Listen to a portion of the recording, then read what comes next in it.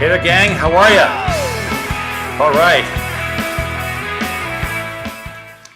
Didn't get the music going there for a second and got a little scared. A little panicked.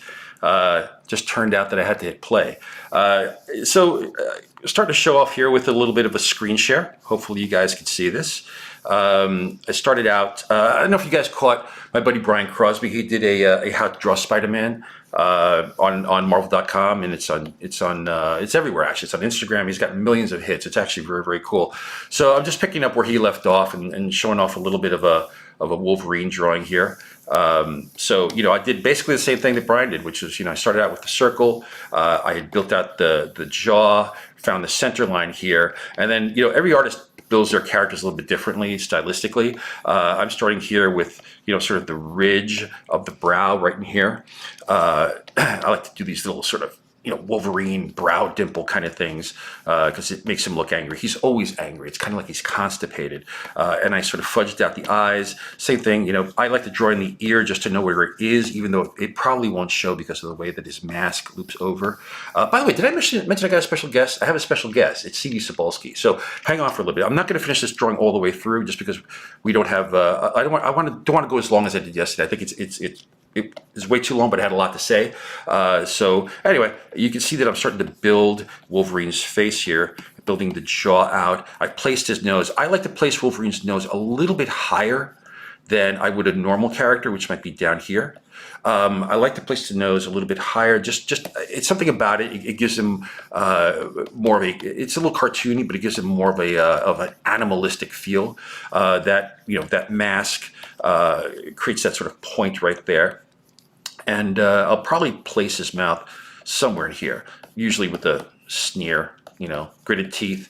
Now, one of the things also that's important about drawing the mouth is that people forget that our mouths are kind of like, animals have long muzzles, but our mouths are, our muzzles are clearly shorter, but we do have a muzzle. So, when you draw a profile of a face, you draw a profile, I often see people do this and then do this and do this. And while that kind of looks okay, it also looks really weak. We have to remember that our mouths come out like a muzzle. So they actually protrude a little bit. They aren't flat.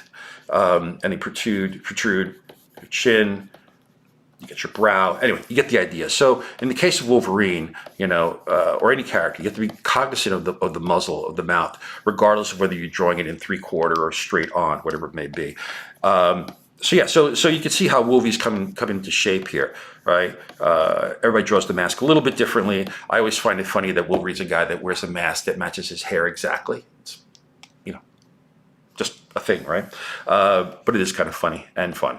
So, I like to do Wolverine with the shorter pointed mask. Some people like that, like kind of cool long mask. Not for me. Not for me. So I like to draw the mask in this way, which of course covers the ear, but I like to know where that head is at all times. That's what's called drawing through. Just because, sure, you could start drawing Wolverine like this, but if you draw through and you know the construct of the head where everything sits, then you're drawing, if you ever draw something and you don't draw through, you're like, why isn't that working? You probably need to draw through. You probably need to draw and so you know exactly where every part of the anatomy is. So you can see where this is taking shape. I don't want to take up too much time with this today, so maybe we'll go into more depth at another episode. Let's hold on a second. Yeah, see, I still don't know what I'm doing. Here we go. There we are. Hey guys, how are you? So, how you feel today? You doing okay? I'm doing okay, hanging in there. Going live again. We just don't know what's going to happen. So, one really interesting thing that happened to me yesterday, I was actually, I do have to go out a few times during the day to walk the dogs. So I try to do it, look out the window, see where there are fewer people out there, and I go. So last night on the late night walk, I actually saw this. I'm sure some of you guys, oops, no, that's not what I saw. You saw that already. I saw that.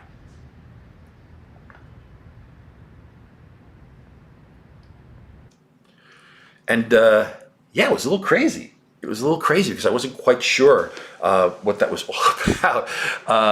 And so anyway, I noticed at the Empire State Building they actually put out a tweet, and I thought it was incredible. Starting tonight, through the COVID-19 battle, our signature white lights will be replaced by the heartbeat of America with a white and red siren in the mast for heroic emergency workers on the front line of the fight. And I just thought that was incredibly touching and poignant, and it changed the whole meaning of that ambulance light for me. So I like to echo that statement. I think we all do. That our hearts and minds and everything goes out to all of the people who are on the front lines of this thing. Stay safe, stay healthy. Same with you. Stay safe, stay healthy. Yeah, we're living in the bunker. We're living the life, right? We're doing the best we can. So, but you know what? I do, as promised, I do want to check. I do want to check on our crack crew. How's our crack crew doing down there? How you guys doing? Okay. All right, we're missing a crack crew. Maya called in, decided she didn't want to come in, but Max is directing the show as best he can. Without further ado, actually, there was one other thing I want to say. So, walking the dogs late at night, the city's incredibly empty. You don't even see, you barely see a car. You'll see the occasional, police car go by, the occasional garbage truck go by because they're still, doing the essential stuff. But I read something on Twitter, and I'm going to apologize ahead of time because I forget who said it. I don't know who said it. It was incredibly poignant. It was somebody who was retweeting it out. But even though someone like myself, I'm used to working from home, there's something, it does, the loneliness it's even lonelier knowing that there's no one outside the door, outside the window. But when I go outside and start walking, it just, the abandonment of the city, the barrenness of it, the lack of city noises is really, really eerie.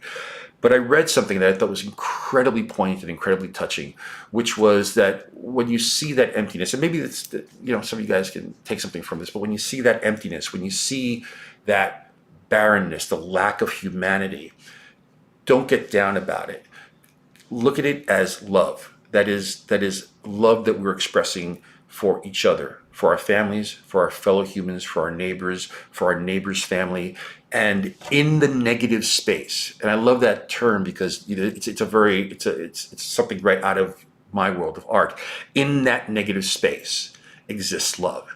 And I'm getting a little verklempt here. I am. So I just want to reiterate that. And I'm sorry, I don't know who wrote it. I apologize. I'd love to attribute it to you, but I'm an idiot and I didn't write it down and I didn't copy and paste it. I read it like 2 or 3 days ago and I thought it was great. But anyway, off that note, we have a really, really special guest. One of my best friends in the world. I've known this guy for years. I was lucky enough to bring him to Marvel in the first place. He's a dear friend of mine. And nothing made me happier than to see him work his way up the chain at Marvel to become our new editor-in-chief. It's a great position to have. It's a important position to have to guide our publishing plan. And it's a position that, it started really, you have to start with the first one, Stan Lee, and to have the honor to sit in that metaphorical chair. It's something that, you'll never forget. And it's something, I'm speaking from experience as a guy who held that seat for a while. It was a real honor. And it was a highlight of my life, one of the highlights of my life. And I know that CB is going through that right now. And by the way, with that job, there comes highs and lows and tons of pressure. And clearly, this is a real pressurized situation we're all under right now. So I mean, rather than, let's just bring him on, right? Let me see which is the button here for CB. Hopefully, he's still on Skype. Hang on one second. Bear with me. Oh, here we go. Okay. Let's see. CB, are you there? You're still muted. You're muted, CB. There you go. Oh, there you go. Yeah. Awesome, man. Modern technology. Great, man. Hey, how you doing? I'm hanging in there. Yeah. You're in the city as well, right? Living life, making comics. You're in the city as well, right? Yep. Only a few blocks from the Marvel offices here in Midtown. I can actually see the Empire State Building out my bedroom window. So last night when that heartbeat, as you just described it, went on, we were kind of freaked out too. We're like, oh my God, that's pretty spooky, but pretty amazing when we found out what it was. Yeah, I mean, it was just suddenly I turned the corner, and there it is, and it's lighting up the sky. I'm really accustomed, as you know, they change the lighting all the time. So you get accustomed to seeing something cool and weird, and they could do great light shows and stuff with it. And sometimes they project on the side of the building as well, which is kind of neat. But that one, when I turned the corner, I was like, whoa! It was like the world's biggest ambulance, sort of cherry top I've ever seen. And I was like, okay, what's going on? But I guess they did it at 9 o'clock, and they coordinated it with some music. I think Alicia Keys, that Empire State of Mind song that she does. Okay. I missed that. That would have been cool. But now reading the message, it takes on a whole new meaning, and I think it's a beautiful statement that they're making. So listen, so you guys are holding up okay, and I know that Marvel is operating remotely. So you want to tell us a little bit about what's going on and how our editors are working and how they're holding up? Are they cracking? Is Nick Lowe cracking under the pressure? That's what I want to know. No, nobody's cracking under the pressure just yet. Nick Lowe's the only one I care about. He's the only one. But Tom Brevoort's holding up too. You don't care about Tom? Listen, Tom is a rock. I know. Tom is unflappable. Tom wears a full-length duster in July. So, I'm not worried about Tom. Nothing breaks Tom. No. But yeah, the team is all holding up well here. It's a new living and working situation we've had to evolve to. We're going into our third week. Everybody is working remotely from home, and the teams are all pulling their jobs. The coordinating with the talent from around the globe, and everybody's in a different situation, and we have to deal with different circumstances in all these different cases. But from an editorial standpoint and from a talent standpoint, everyone seems to be pulling their weight and adjusting to this new situation, and the focusing on the job at hand. People need entertainment more so than ever in this world, and we're doing our jobs and creating great stories, living up to that Marvel legacy, of making the best comics on the market. Yeah. So how is the work getting shared? I mean, what's going on? With the artwork and the covers. I mean, I see stuff come through to me on email on occasion, but I know that everything is filtering through you and our high level editors as well. Yeah, fortunately we were ahead of the curve on this, and can't thank our IT teams enough. Glenn Magala, Jesse Lilly, Chris, Dan Carr, Joe Hochstein, everybody that really came together and got all the editors set up, either on a VPN or actually had their desktop set up at home. So we're all communicating, through programs like either this, Skype, Blue Jeans, or Zoom. Email is the main source of communication for a lot of the talent who are out there, just the number of freelancers that, we deal with different times of the day and different time zones. Email is usually the easiest way.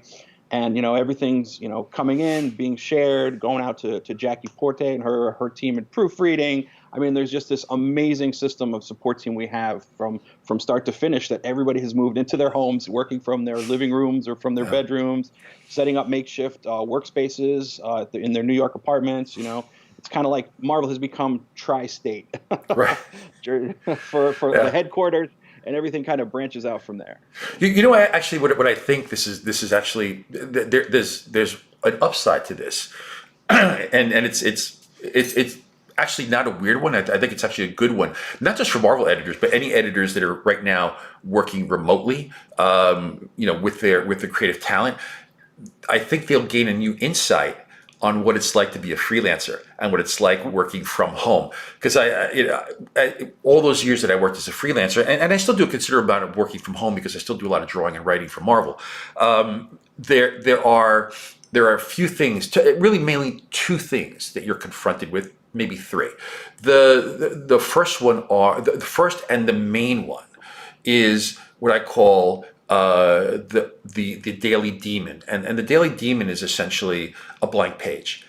Every freelancer starts. Doesn't matter what you do, whether you write or draw or whatever it is. You start with a blank page, and that is daunting when you look at that blank page. You're like, oh, here we go again, right? The other thing you have to deal with are the four walls of your studio. I mean, it doesn't matter how big your studio is, it doesn't matter how beautiful your studio is. Eventually, it does start to seem like a cage, if you're there all the time, no matter how much stuff you set up, whether you set up an iPad to watch some streaming stuff, or whether you're online to distract yourself, it does set up sort of a cage that you need to get out of on occasion. The third one is the ability to get yourself into a routine, right? Like when I first started as a freelancer, I'm like, oh, this is great. I left my day job. I'm a freelancer now. I don't need to shower in the morning. I can shower whenever, and you get out of a routine, and you realize that suddenly your whole world is sort of not quite right. So it's a matter of also keeping yourself into a routine. Get up in the morning, shower, make the bed, do the things that you normally would do, get dressed, and do the things that you normally do as if you were going to the office. Fortunately for me, I go to the office dressed like this. So when I dress with my studio, that's what you guys see when I come into the office. But I think it's also important for people to keep that in mind. By the way, before I move on, CB, I want to say that we will be taking some questions. So if there are any questions, guys, shout them out. I will be hopefully receiving them here. If you're any questions for CB, if we don't have any questions, well, CB, then it's just going to be you and me. So, Right. Can you speak a little bit? Interesting. Sorry. So no, go ahead. No, I was going to say it's interesting. What you were saying about just getting into that routine, because we have daily updates that we send out to all the editors and some of the team here at Marvel, just about, from the beginning, it was things you can do. Like you said, get into routine. You actually chimed in with one very helpful suggestion at the beginning, too, which people tend to forget, is eat. You have to have lunch. Like, make time for lunch. Make sure you have a schedule. Don't sit constantly in front of your computer. Get out there and just do something different. And the other thing that's been so interesting for me is that, we speak to a lot of different freelancers around the world, and the common thing was, well, they're like, yeah, well, now you know how we feel. Now you know what our lives are. Right. But as time goes on, their mentality has changed, because they're living, even the freelancers who work at home are living in a new world order as well, because they have their children at home. Daycares are closed. Schools are closed. They don't have the luxury of going to their studios anymore because there's lockdowns in some cities. They had to move things at home, just getting deliveries, getting packages, the internet being overloaded, some of these programs that they use getting overburdened. There's a new order that even people who used to work from home are having to get used to as well, which has been fascinating as I talk to people. Yeah, I remember I tweeted early on that if this thing goes long enough, 9 to 10 months from now, it'll be like a baby boom, right? There'll be a lot of kids that'll be born, and somebody tweeted, and it was one of the, yes, it was an LOL moment. I really laughed out loud. Tweeted that, hey, I'm home with 3 little kids. It's also a good reason to remind you not to have any more. Which I thought was really funny. So, Steve, tell us a little bit about what some of retailers are doing, out there, and some of the more innovative retailers, how they're safely trying to get their product to fans. What have you been hearing out there? I mean, you're more in touch clearly more in touch with what's happening on the ground. So many different people we have to be concerned about as Marvel, just on a personal and professional levels. We have to take care of our retailers, we have to take care of our talent, we have to take care of our staff. And, the retail community is being pretty hard hit by this, unfortunately. But Marvel and all the publishers out there are doing the best to support what their efforts are. At Marvel, if you go to marvel.com now, we have a list that we're constantly updating, thanks to Ron Richards and his team, of retailers who remain open or whose doors are closed but are finding different ways to get their comics to their fans, with prepaying by credit card. They're doing curbside pickup. They're dropping off. I heard of one retailer who actually rented a taco truck and is, giving That's food awesome. to the community, but also giving comics to people. So, we're going through these hard times. We are all in this together. We're all here to support each other. And, be safe, be smart. Don't go out if you don't have to. Stay home. But, look at the list that Marvel has put up and see if there's some way that if you need that comic book fix, because we're all, lifelong fans. It's, we're junkies, and we have to have our Spider-Man and our Wolverine and our X-Men and our Fantastic Four. Maybe you can find a way to get it that will not, put you in any kind of danger and keep everybody safe. Yeah. it is amazing some of the stories that you start hearing, and with respect to Ron and the crew, all the guys at Marvel.com and New Media, they're doing a crazy amazing job. These guys are working around the clock, even doing this show today. I mean, when I said, hey, we're going at noon, they're like, oh my god, we're not ready, and they crank through this. And I promise I'm going to give them a little more advanced time, a little more time to plan the next one and future ones, because they're really on overload, but they've been tremendous through this. And also, there's some retailers that tweeted me their information a few days ago saying, hey, we're still here. I didn't respond, but I did send those tweets directly to Ron. So hopefully you've gotten on that list and everything's cool. CB, so I want to ask you, tell me a little bit about Empire. What's happening with Empire right now? Empire's our big event, being written by Dan Slott and Al Ewing, drawn by Valerio Schiti. It was, I don't want to say too much because we've been putting out these great propaganda posters and promotional images for it. You can find them online on Twitter, on Marvel.com. It is about a continuation of 60 years of Marvel continuity. Everything came to a head. It's an Avengers Fantastic Four crossover, so to speak. And it involves the Kree and the Skrull. It's kind of the long-time sequel to the classic Kree-Skrull War from back in the day, with Hulkling, from Young Avengers, who is half Kree, half Skrull, taking charge of certain matters that are going on in space and making some decisions that are going to have ramifications across the Marvel universe going forward. Wow, great, man. Hey, listen, we're getting some questions in here, CB. Because I was gonna steer this into food because I know you're a huge foodie, and this has got to be killing you, man. With all the restaurants that are closed at the moment, and who knows who's gonna be able to come back and survive and stuff. It's a little crazy. So let's see. What do we got here? Let me see if this works. Okay, hold on a second. All right. Let's see if we can pop this in here. Oh, beautiful, man. That works. Okay. So the mule is asking best places for sandwiches in New York, CB. In New York. Yeah. In this day and age, a lot of the great shops in New York are closed, and some of them are delivering. I had a great Italian combo from Corner Slice last week. That they're really good. They're able to do non-contact delivery with a small staff, which has been great to see. I gotta do a shout out to Toasties, which is near the old Marvel offices. Toasties. They're the great staff. Just hope everyone at the shop is safe. And they do a great variety of hot and cold sandwiches. There isn't a sandwich they don't make. I haven't found one that it's crazy. They're wonderful. Yep. And if you are in Manhattan and you're looking for a good burger right now, the folks over at Hall, HALL, are doing also a very safe contactless delivery. They put out a great burger, a great chicken sandwich, and a great fish sandwich. And they are up and running for delivery and pickup through these hard times. Awesome, man. All right, let's see. We got another question here. This seems to be working well. All right. Bradley Tan, for both you and me, CB, if you're planning to hire a writer or an artist for Marvel, what is the main criteria that you're looking for in either? You want to hit this? You want me to start? You go, man. You're the one hiring. I don't hire these days. I just bring people to you and say, do what you can. And a lot of people don't like hearing this, and it's hard to hear. But for writers, the way that we review the work is if you have previously published work. If you have independent comics or comics from other publishers. If you're a screenwriter and have screenplays or produced work. If you're a TV writer who has credited work in on shows and have been in writers' rooms. We are looking for writers who can come in and fully prepared who have written before. Your work in this case is your resume. And that produced work, that printed comic or that link to a TV show, or that's how we review writers. So for writers, it is a little bit harder to get your work reviewed because it takes longer because the editors have to actually sit down and read and go through it and see how you handle not just the action scenes, the big superhero stuff, but also it's the quiet scenes that are very important in writing and in art.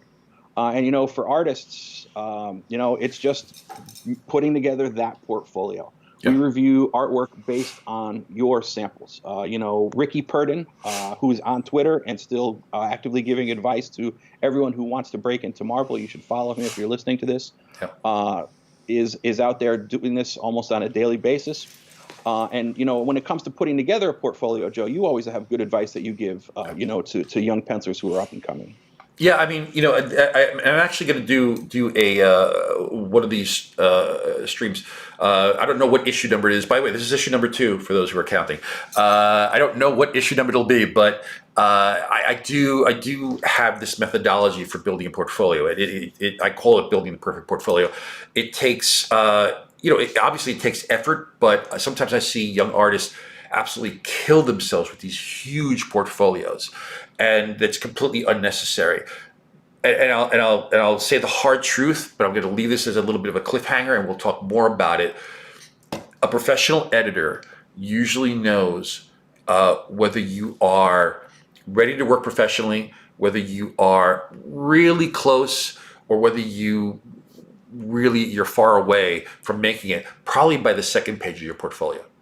That's the absolute truth. I'll explain that more some other time, because it's just way too long a thing, and I'll make it part of the portfolio class that I'll do. So let's see what else we got here. Add one more thing to that, Joe. I didn't answer the guy's question. Oh, sure, yeah. To be honest with you.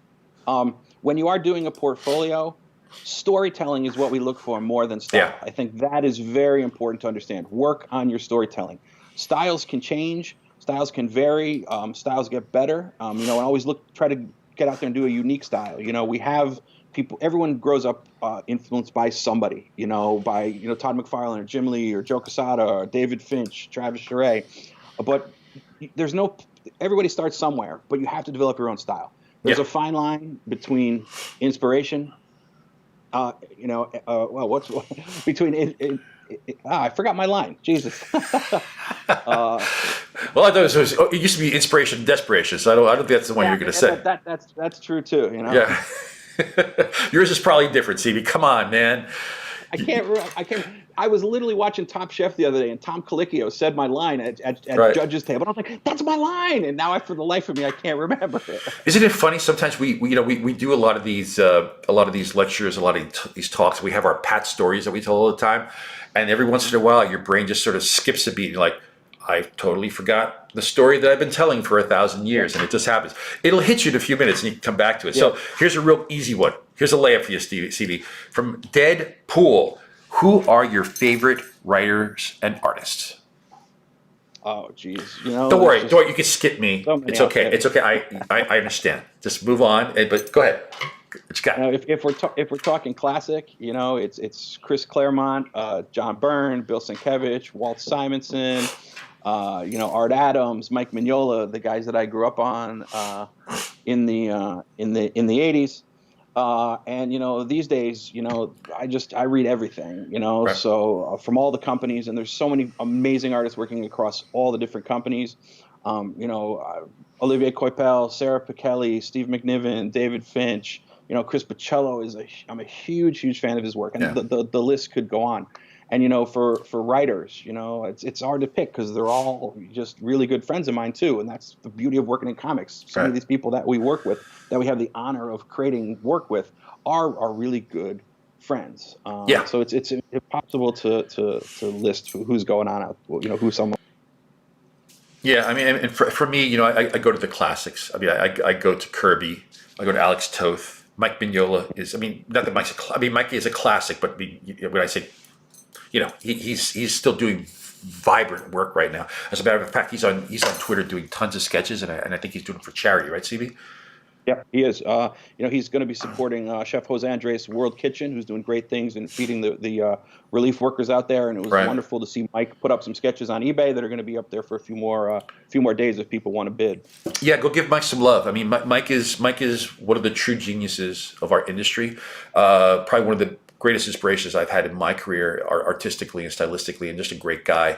And the sketch, he's doing sketches I never thought I'd ever see Mike do. I mean, I was blown away. He did the Flintstones, and it was just like, it's awesome. And I'm sitting there going, I just want to see Mike draw the Flintstones. But for those of you who don't know who Mike is the creator of Hellboy and one of the greatest artists in our industry today. But yeah, I mean, Kirby for me, Toth in the classic sense, Alphonse Mucha, Norman Rockwell, the great illustrators, those guys, and writers. There's so many writers that I enjoy. And even some of my friends like Bendis and Mark Miller. I kind of like this stuff. They're all right. Yeah, all It's right. it's funny. Me and Mark have never worked together. We've never done anything Really? together. Not even a page. I mean, Brian and I have done a Wow. couple of little things here and there, but we've never worked together. So, but now Mark is like, big muckety muck Netflix executive. So, good luck. I can't even get the guy on the phone. Seriously, Mark, if you're listening, I can't get you on the phone, brother. Uh, so let's see if we have Give Joe a anything else. call. Huh? Yeah, give me a Hey, I call, remember the man. line. There's a Oh, fine line between inspiration and imitation. oh, nice, Yeah, nice. so I started using that maybe 15 years ago when we were doing portfolio reviews, when I started doing the talent scouting stuff, going from show to show. Yeah. And it's true. Everybody's influenced by someone when they're growing up, but you have to find your own path and your own style as an artist. Yeah, and there's a couple of things about style also. I mean, I want to hit your point on storytelling too, because really, you could find a lot of people that could draw pretty pictures, beautiful pictures, but to find people who actually know the fine art of storytelling, because I've been studying this for a really long time, from the drawing sense, from the writing sense, a lot of it is all the same, but the fine art of storytelling, the classic art of storytelling, there are very few people even in the history of comics, that actually did it well. I mean, even some of you look back at some of the classic artists. I wouldn't name who, but some of the greatest artists, people that go, oh my God, that person, I love their artwork. And you look at the storytelling, like, not the best storyteller out of their generation. And then there's people that are just understand it on an instinctual level. That's really, really hard to do. And because you really have to work at it. You kind of have to feel it in your gut. But pretty pictures, we can find lots of people who do that. But our world is telling stories, right? Our world is communicating an idea to a reader. And the goal for me is when I draw a page, even if there's no dialogue, if you can't tell what's going on, that page gets thrown out. It just does. I mean, it has to work as a silent pantomime, at least the way that I like to do it. But with respect to style, I believe it's Neil Adams who said this. I can attribute something. Neil Adams said to me that your style is directly attributed to the things that you don't know how to draw well. So to explain that, right? Yeah. It's if you drew everything perfectly, you essentially would be a photorealist, right? Yeah. That's what you do. So those things that you don't quite know how to draw perfectly, even though you may know how to draw them structurally well. Like you look at Kirby, right? Kirby's anatomy was wonky and stretched, and arms and things could have been broken out of the sockets, but he was able to do that because he knew how to draw them perfectly. That's why the abstraction of it is effective. You look at Picasso, it's the same thing. Picasso at 16, he was a photorealist, right? And you get bored and you go, okay, how do I abstract from this? And he took it to some other places, right? Whether you love Picasso or not, that's what was going on. Bill Sienkiewicz, I think, is a perfect example of this too, right? Like Bill could draw photorealistically as well as anybody, but yet, he could do that at a very young age. And then he takes that and I think just through the creative boredom may be the wrong word, but I'm going to say creative boredom of like, okay, I could do this. Where else do you want to go? Then you get that wild creativity that Bill brings into his artwork. So I see that as a real truism, right? Like, and other people, things that they can't draw, they just cover up by not drawing, which is just a horrible cheat, right? It's like, oh, I can't draw hands, so hands will be hidden, or I can't draw certain poses right, so I'll never touch those poses. That happens too. But your style, your style really is directly attributed to those things that you don't draw well or you don't draw photorealistically, and that could actually be a benefit. It could be a huge benefit, especially in comics when we try to abstract, right? Where we're not drawing, we talk about the Marvel style where we're not drawing hands like, hey, I'm reaching for you like this. No, we draw hands like Kirby reaching for you. I know you can't see these, CB, you're not seeing the broadcast, so trust me, I'm reaching into the camera to grab your head. Let's see, we have any more questions here? I thought we did. Oh, hang on. Here's another food one, CB. Real quick one for you, if you want to give a shout out. From the Unexpected Geek Nemesis, do you have any good restaurant recommendations? Oh, I got plenty of great restaurant recommendations. Most of them, unfortunately, now are all closed. But if you're looking for places here in New York City, there's a wonderful, some classic places from Keen Steakhouse to Peter Luger's, which are always interesting to check out. Russ and Daughters for some great appetizing. One of my favorite restaurants is a Japanese place called Kyoya downtown. So when this is all said and done, maybe I'll start posting more when the world starts getting back in order. Yeah, But yeah. one of the things I did want to bring up, we talked about Mike Mignola and his efforts to help the restaurant industry earlier. And a lot of restaurants are getting by saying, hey, if you can buy gift cards, for in the future when you get there, it would really help out the staff and help out the shop. But I'd like to. The same is true for comic shops. There's a lot of great comic shops out there that are still open and are accepting credit cards that you could call. You can buy a gift card for next time you're going to go in and pick up your comics, and those that money will go a long way to help keep the lights on and pay the rent, to keep the staff on furlough or just close by. So again, whatever you can do, call your local retailer and see what you can do to help them out. It's extremely important. Yeah. Okay. Let's see. Let's just a few more because I promised we wouldn't run long, and this is what this stream is running longer than the last one. Sorry, Steve. We're just having fun talking to you. No, this is great, Joe. I'm really lowly, dude. I'm so damn lowly. You have no idea. Let's see. Oh, this one's CB. You're a huge X-Men fan, so this one's for you. Yep. Peter Lane. Who is the best X-Men character, and why is it Magic? Oh, I've always loved Magic. Illyana Rasputin was a character that spoke to me when I was a kid. I love the New Mutants. X-Men was my first comic. I grew up on X-Men, but it was really when New Mutants launched that I found characters that were a little bit more relatable to me. For a long time, it was Kitty Pryde. She was kind of that POV character that took us through the X-Men's lives. When the New Mutants launched, it was like, wow, we have a whole team of kids coming up with mutant powers and how they're dealing with just not their powers, but with being in a school, being the personalities. But for me, it was always Danny Moonstar. And I still think Danny Moonstar, Mirage Moonstar, the number of names that she's gone by, is still my favorite X-Man. She's has a great role in the House of X, Powers of X, Dawn of X world that Jonathan Hickman has been spearheading. Him and Ed Brisson have been writing her beautifully in New Mutants. And still, in my opinion, she's my favorite X-Men. Right. So, CB, actually, before we get to another question, I got to ask you, who is this? Is a family member of yours over here on your computer? What's going on here? What? Oh, it's someone that wanted to join the live stream earlier today. Right. Yeah, she would not get off my keyboard. Name, please. Name. That's little Luna. Luna.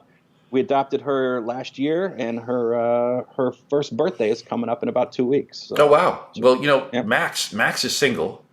All right. He's an older gentleman. He's 6. So, I don't know. I'd be more than happy to chaperone them if the time comes. Are dog and cat years the same? Is it 7 to 1 8 or? I don't know, man, because cat's got the 9 lives thing. I have no idea. That's true.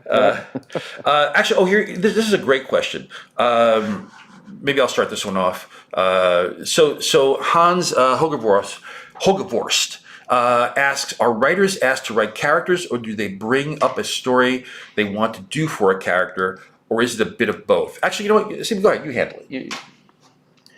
It is a little bit of both. When an editor has identified a writer that they really want to work with, let's talk about new writers first.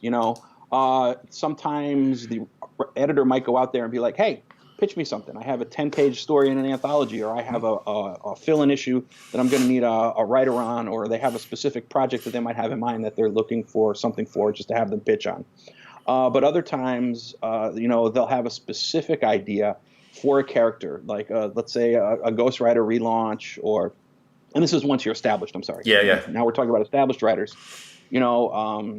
A Ghost Rider relaunch, or Tom Brevoort might have an idea for an Avengers spin-out book, or he might have just the seed of an idea where a writer has told him, well, hey, I'm going to be leaving this book at this issue, and Tom's got to find someone to take over. And in that case, the editors will approach the writers, normally more established writers, with a specific character in mind, sometimes with an idea in mind, but usually not. Normally, hey, pitch me your idea for what you do with the Fantastic Four, or Iron Man, or Captain America, or Wolverine, or something like that.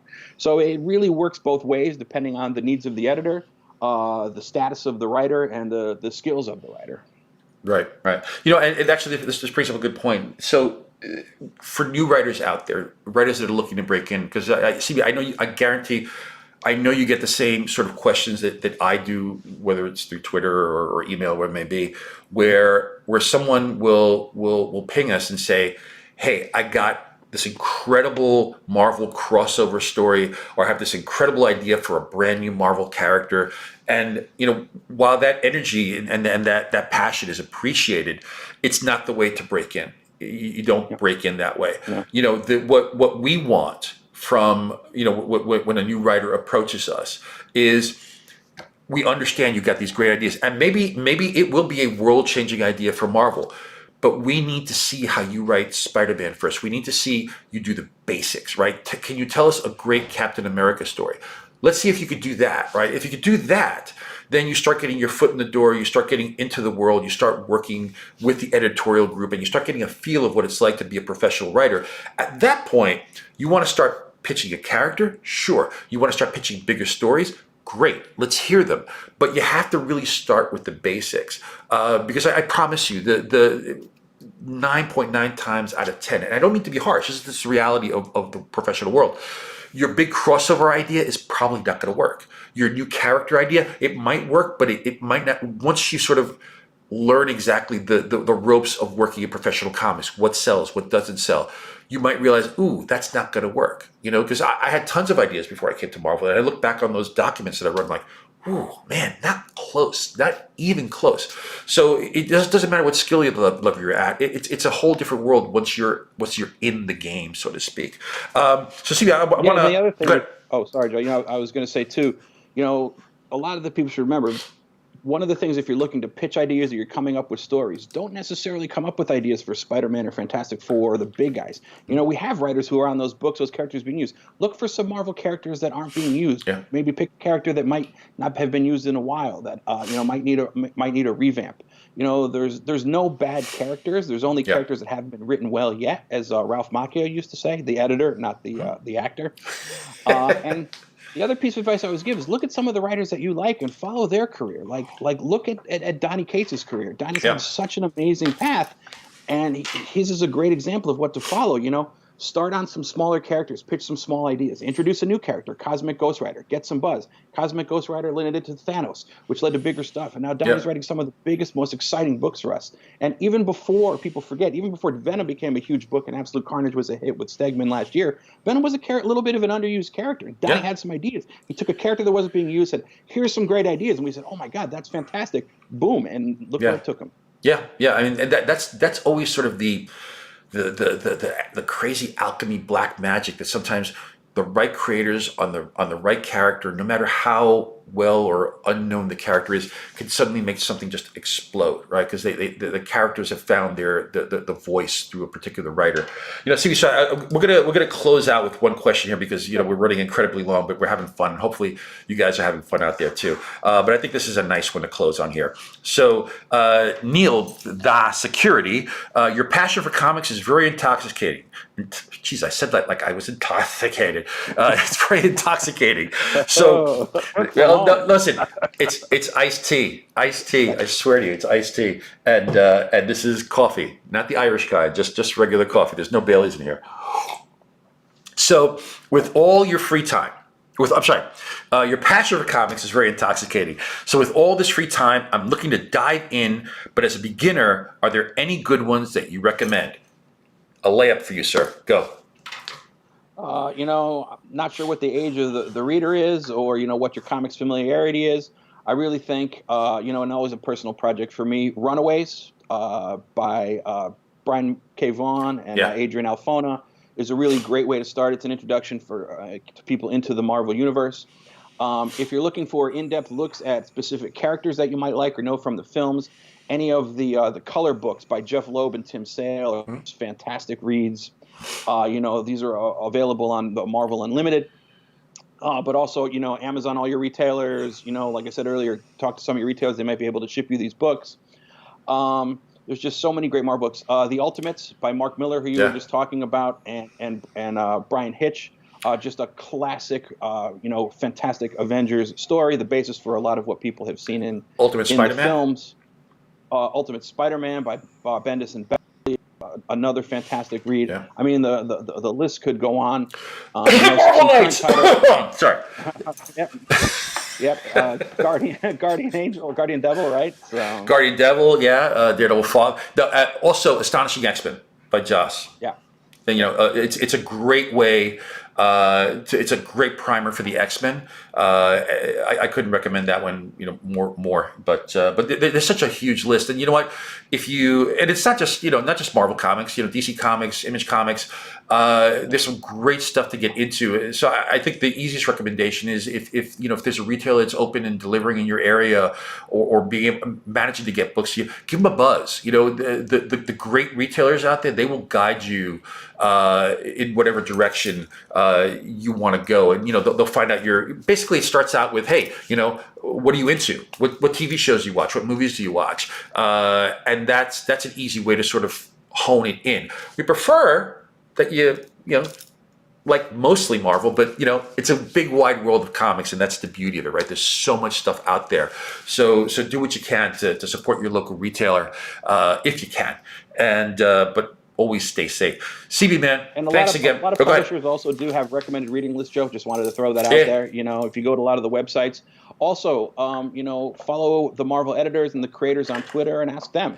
All of us have Twitter accounts. We're all constantly recommending, and a lot of times we take time during the day to do, some AMAs and talk to different people. So, and if you find a creator you like, follow their work. And try to see who they would recommend. If you like their work, who else they would recommend that you might be wanting to follow, whose work you might enjoy. Hey, CB, where can we find you online, on social? I'm at CB Cebulski on Twitter and on Instagram. Just my name without the periods. Okay, cool. Guys, you can find me, at Joe Quesada, Twitter, Instagram, Facebook. We're there. CB, thanks, man. This was really fun. Oh. This made the stream a lot easier having somebody else with me.